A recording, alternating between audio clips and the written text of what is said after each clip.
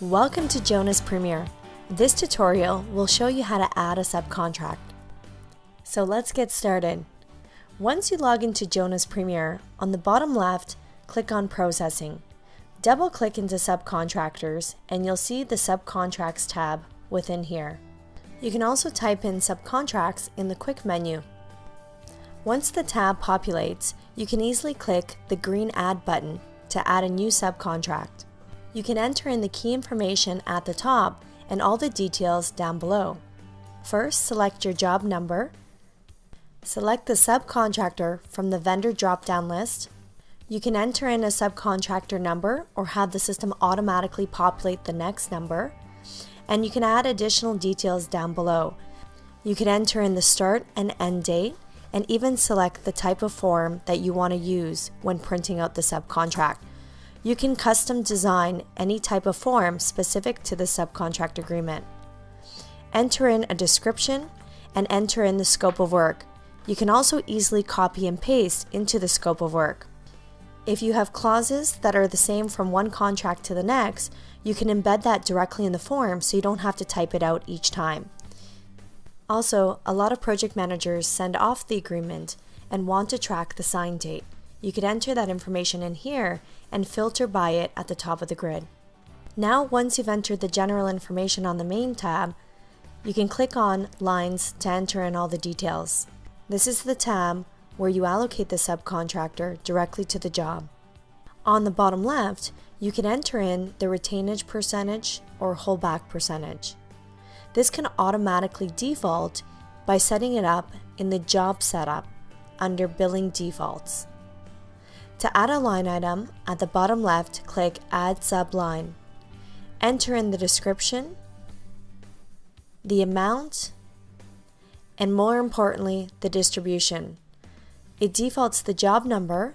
Select the cost type, which will normally be set to S for subcontractor, which is also linked to your general ledger, and the cost item, which is commonly referred to as the phases of your job or the CSI codes.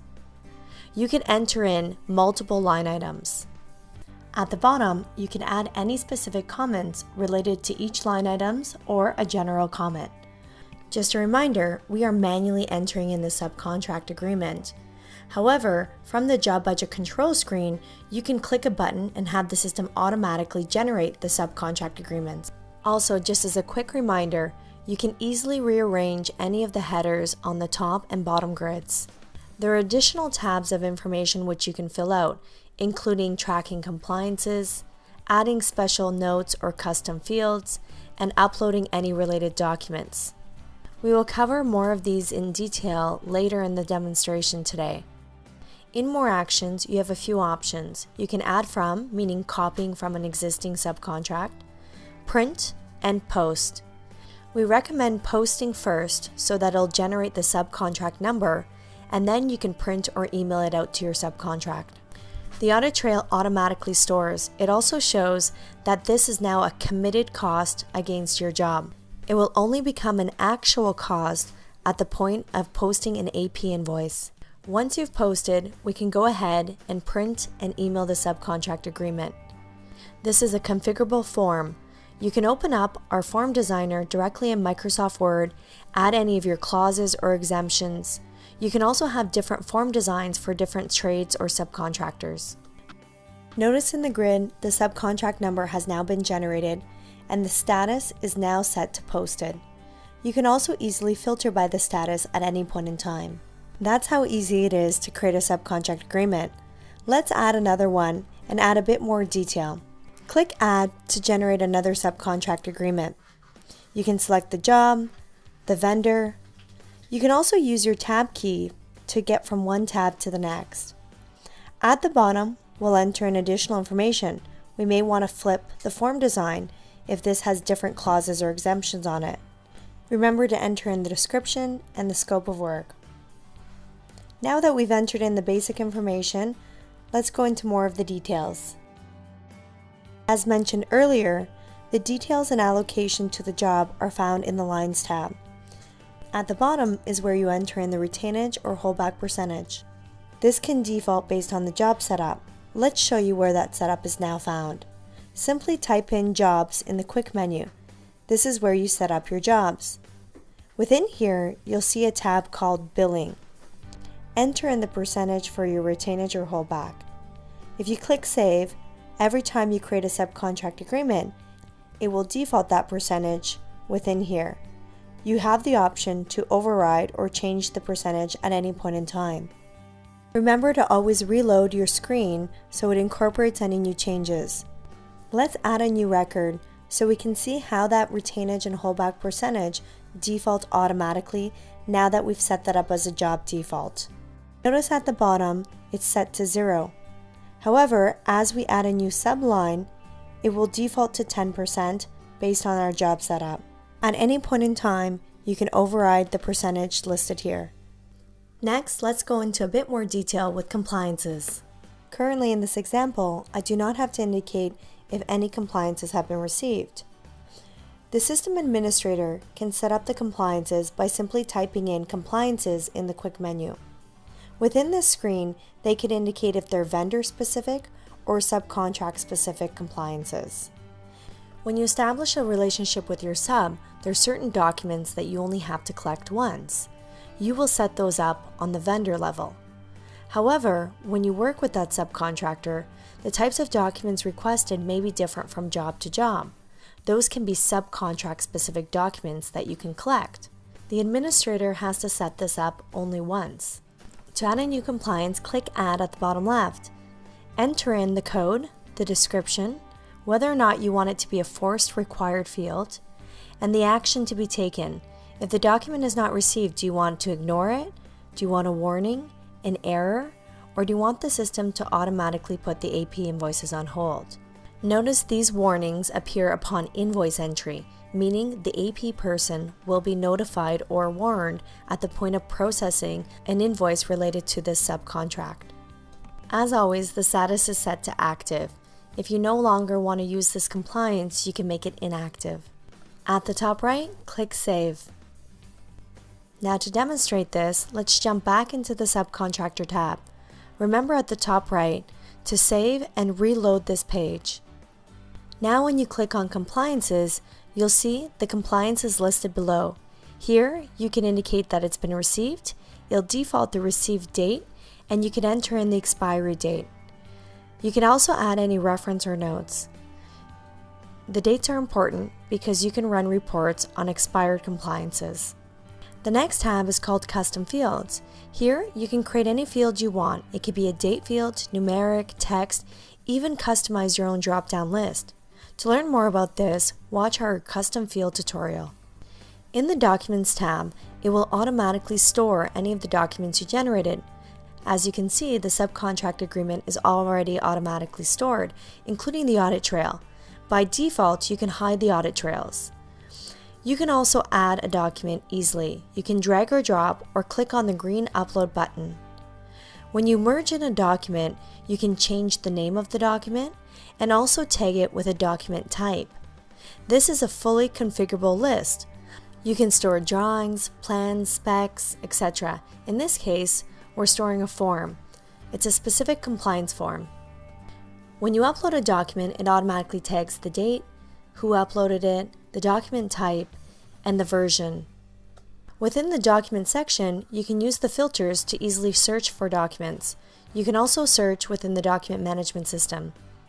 Just a reminder, at the top, you can always view the status and you can filter to only find pending or posted agreements. At the bottom, on the main tab, is where you select your form design. Once you've selected your form design, in More Actions, you can click Print to preview how it's going to appear. If you're satisfied with it, in More Actions, click Post and it'll generate the subcontractor number. Notice at the top right, the status is equal to posted. If for any reason you're not satisfied with the form, you can easily flip the form design and print it again. Also in the More Actions section, you'll notice there's a Revise option, allowing you to revise the subcontract agreement. Let's click Revise. Now, you'll be able to go into the line section and it will no longer be grayed out. You can enter in the amount that you want it to be. In this case, we reduced it from $70,000 to $30,000. As you can see, it credits it by $40,000. If you want, you can go into more actions and print a copy with the new revised subcontract agreement. As we mentioned earlier, when you post a subcontract, it hits as a committed cost. Let's go review that information on a report. Over in the main menu, at the bottom left, click on Reports. Double-click into Project Management and select the Job Cost Progress Report. You can filter by cost item or cost item and cost type. Let's choose the latter. Select your company, enter in the month, and select your job. This is a detailed job report that breaks out each of your cost items, and underneath it lists the cost type breakdown. It shows the original estimate, approved change orders, which equate to your current estimate. Directly beside that, you'll see your subcontract committed amount and any change orders for your sub. If you equate your subs and POs, that gives you your total committed amount. If you take your current estimate and subtract your committed amount, that leaves you with your outstanding budget. Towards the right, you can see your cost to date and estimate to completion. To get more detail, simply click on the number and it drills down into more of the transaction details. Here you can see the transaction that we entered together. Another great report is found in the Subcontract section called Subcontractor Reports. Here, you could run it by detail, by job, or by vendor. Simply select the company, enter in the date, select the job or jobs.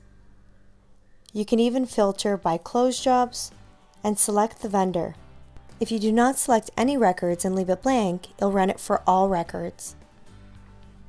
Filter by either invoice date or transaction date. Click View Report. This is quite a useful report. For this job, it lists any subcontract agreements for which vendor, the contract amount, any change orders, which would equate to your total contract, anything that's been billed, meaning invoiced, any holdback or retainage, tax amount, what's been paid, the contract balance, and of course the AP balance. Another report you may want to run is the compliance report. Simply select your company, the date, select the jobs. Again, if you leave it blank, it'll run it for all jobs. Same thing for your vendor. Over on the far right, you can choose which contact to display. Check if you wanted to only include missing, expired, or expiring compliances. Over on the far right, include any required compliances. Enter in the number of days you want it to review for expiring, and click on View. This will display the compliances based on the selections. I hope you enjoyed this tutorial on how to add a subcontract.